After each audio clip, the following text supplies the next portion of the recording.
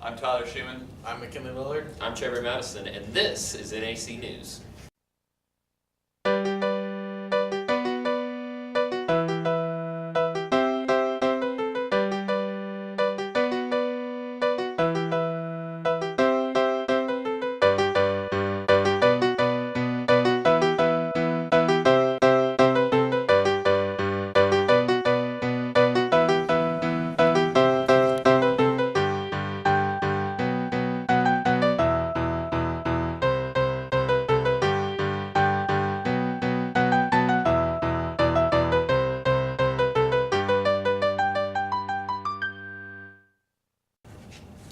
North Andrew baseball has started this year. McKinley has a story on it.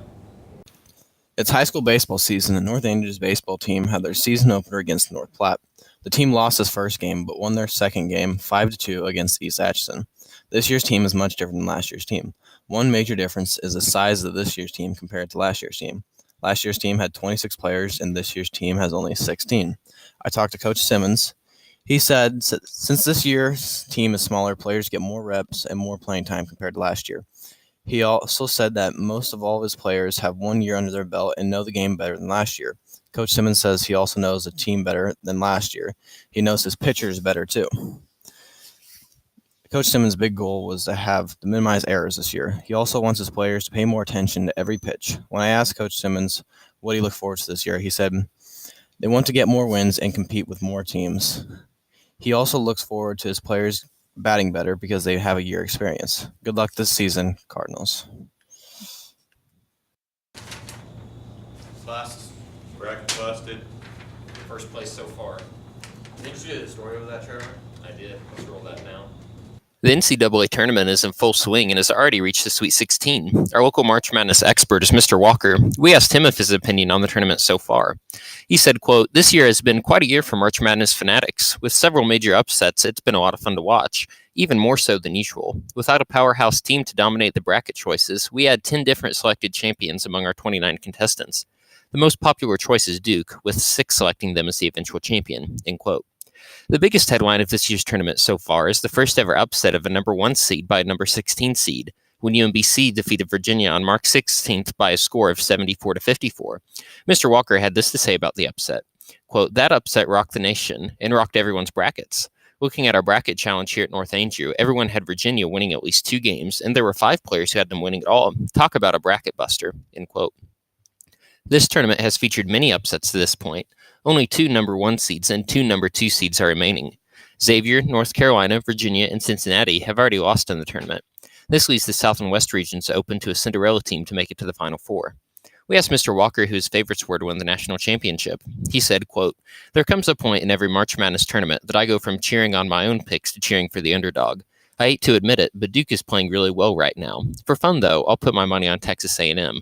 They did a strong showing against North Carolina, and I would like to see them make a good run at it," end quote. Favorites, according to 538.com, in the South region are Kentucky and Gonzaga. The number 1 seeds on the other side of the bracket are still alive, in the number 1 seed Villanova, who has a 54% chance of making it to the Final Four, and a 22% chance of winning the national title, according to 538.com. The University of Kansas has relatively struggled in conference play, only having a record of 13-5. Duke is the favorite to come out of the Midwest region by a whopping 11% over Kansas. It will be interesting to see how the tournament plays out. The Final Four will be played March 31st through April 2nd in San Antonio. This is Trevor Madison reporting, NAC News. Even though we're in the middle of March Madness, it's not too early to start thinking about the NFL football season. The Chiefs have made some important offseason moves, and we'll send it over to Tyler with the story. The Kansas City Chiefs made plenty of different moves in the 2018 offseason. They have so far moved on starting quarterback Alex Smith. Smith was traded to Washington in exchange for Kendall Fuller. He is a cornerback that was named the number 1 slot corner by NFL 1000 scouts.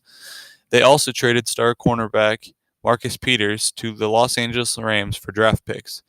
They have signed players such as wide receiver Sammy Watkins. They have gotten a new middle linebacker in Anthony Hitchens, and they have decided on a backup quarterback with Chad Henne.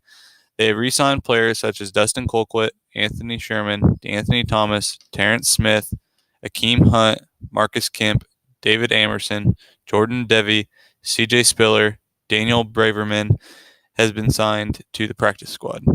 Chiefs have released Tom Hawley, Ron Parker, and Darrell Revis. The Chiefs have also decided not to sign players back such as Tyler Bray and longtime Chief Derek Johnson. The offseason is not over, and it has been rumored that the Chiefs are looking to be active for the rest of the offseason. The Chiefs are excited with the new start and the new era with Patrick Mahomes as the starting quarterback. And it looks like that's the end of our broadcast. Before you go, you need to check out the new student-run North Andrew Fortnite page, NA_Fortnite_clips. I'm Tyler. I'm Kinley. I'm Trevor. This is NAC News, signing off.